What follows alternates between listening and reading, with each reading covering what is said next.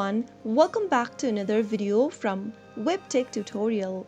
In today's episode, I'm going to be showing you how to log out of your DoorDash account. So without wasting much of our time, let's dive into the video. The first thing to do is to open a web browser of your choice. In the URL box, type in DoorDash.com and press enter on your keyboard.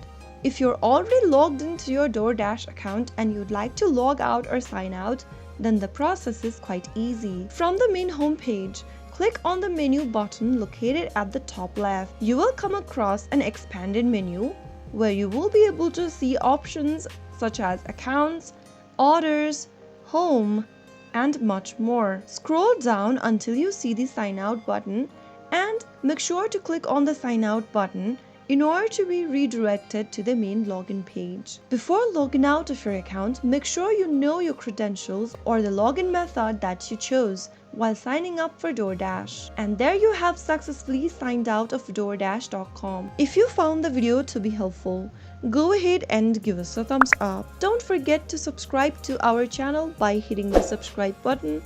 Also press the bell icon so that you'll never miss another upcoming upload from us. I will see you again in the next episode. Thank you for watching.